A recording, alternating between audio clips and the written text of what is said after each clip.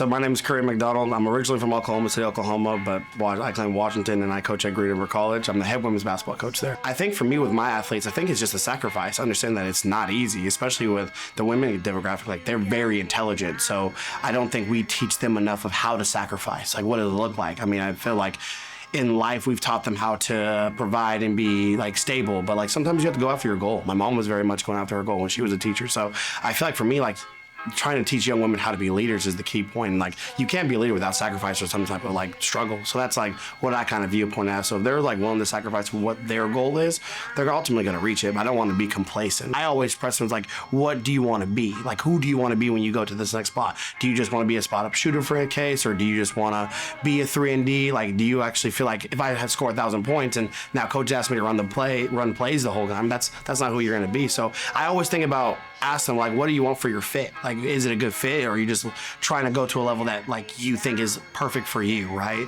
I think just being honest and telling them like your skill set might be good. Like, there are skills that could work. You could be a great scorer, but you might not be athletic enough, and that's okay. There's other levels for that, so you can still be who you are. So it's always tough because you don't want to seem like, especially as a JUCO coach, that you're hating on them or that you don't want them to be the best they can be. But also being that we recruit every type of kid, whether it is a Division III, NAIA, D2, like we recruit everybody. Like, we have such a open field of who we would like to play for us. So I kind of get a good grasp of who can play at each level. So I try to tell them like, hey, like this might work, but you would see more success. So it's always tough. And I come from a good heart, so I don't ever want to think like I'm trying to keep them for myself. Like, I'm always open. Like, if my school's not a good fit, hopefully another school, if I give a good suggestion, is a good fit for you. So I think fit is like the personality type.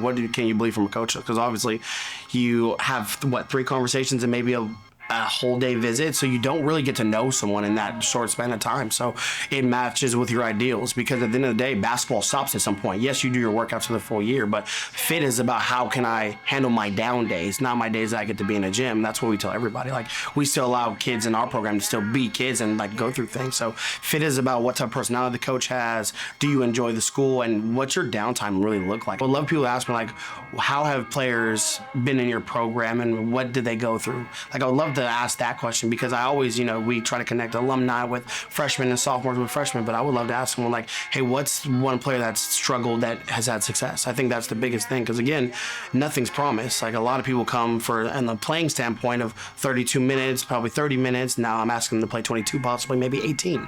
And that's a culture shock, right? And I would love for parents to ask me like, hey, like, what is your definition of culture, and how can my daughter fit into the culture? I think that's really important, because sometimes it fit, like as we spoke about, is how do I handle myself every day? Like, you're not judged off your mistake, you're judged off of what your reaction is. So I would love if more parents would ask me that, because you could tell that would be good for them to know how I'm going to handle a situation, how they're going to handle a situation, and then can I teach them through that? So I would love those questions, because again, that's a culture question. I mean, at the end of the day, like, you only play basketball for a certain amount of years unless you go pro, and then you're in the business world. So if you can somehow get a life question in there with the recruiting process, it just lets you know where our program is as a whole.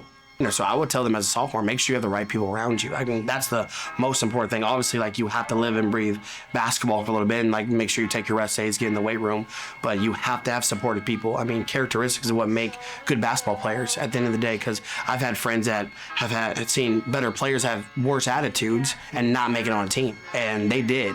And that's really what people are going to look for after you're done with high school, because obviously high school feeds into what you have in your program. It is based off of how you are as a person. If you have someone feeding you not the truth or not real things, it ends bad really fast. Honesty. Like, letting people know what it is. Like, for me, I've mentored a couple of players, so I've had people go to Northwest Nazarene, Point Loma, so I've been, like, for myself, I can speak from experience, it's the reality. Like, oh, coach isn't playing me 10 minutes. Well, are you getting extra shots up? No? Okay, then that's your first answer right there. Oh, well, coach isn't putting me enough ball screens. Well, what's your ball screen percentage in practice? Are you actually going off? Are you making good decisions? And then the good people are going to tell you, okay, you need to prioritize yourself. You need to make sure you're eating the right food. They're not going to just say, hey, coach is wrong. Like, the good people tell you, hey, you need to be better in certain aspects, because the honesty is what's going to get you to that next point. It's just with the adversity, right? So if I'm being honest with you, you're prepped for the next situation. But if I tell you, hey, you're great, like, then it's not going to work. Like, we've been very fortunate. Like, I've had a player tell me before that, like, her parents texted after game and was like, hey, shoot the ball. That's the correct answer because he was a shooter. It wasn't, hey, coach needs to play you more. Hey, you need more shot attempts. No, you need to find your own way within the offense, or you need to find your own way to get extra shots of a practice. So the good people are going to tell you the truth. They're going to be honest, and they're going to pick you up. Like, they're going to be like, hey, once you're down, like, it's not like, hey, let's stay down, let's blame someone. Like, no, get up, figure it out the next day. I mean, if you're not solution-based, you're really going to be in trouble in college. It's a great level, and I feel like on our side especially, we could have way more talented players come to JUCO because we've been fortunate. We've sent 5 players to NAIs and D2s. It's a great level. You get a chance to be who you are as a basketball player, to grow and have all the attention and development on you. It's like, basically, like, we have a small roster of 11 to 12, so you get one-on-one attention and you get to play against some of the best players. Like, we don't have everything, but we have enough for you to be successful. I think getting a chance to play more, like, who wouldn't want that? If I'm a player that, like, I just need 1 or 2 things for finer detail, that's perfect. Like, come play. Like, that's amazing. So I think the stereotype behind it is a grind, but it's not that much of a grind compared to, like, just having fun. If you're passionate about it, nothing's difficult. So, I mean, just play. Come enjoy yourself. I think that's the biggest thing. Plus, you get to learn everything right away. Bad days, good days, days I need to get better, days I'm just not feeling well. Like, you get to be that person every day without a buffer, without anyone teaching you. So regardless if you're a freshman or sophomore at JUCO, you are teaching yourself along with learning from everybody else. Nothing's better than coming to a game. Nothing better than being real and asking to come to a practice. I mean, I think no matter what, you're always going to have some type of story. Like, even on our social media, like, we look like we have a great time, but come see days where we're not doing well. Come see days where we're learning. I think that's going to be the best thing. No one wants to come to a practice. No one wants to see that good days. Like, of course, no one's going to have great days. Like, I'm not going to put on a front if you come to my practice. Like, if it's not a good day, it's not a good day. But outside of it, like, you go see what you enjoy, see what someone has, but go watch, go talk to the coach. Like, come to someone after the game. Like, I'm always open after my games if anyone wants to come talk to me. But, like, outside of the media, like, you have to just show up. If you don't know what you don't know.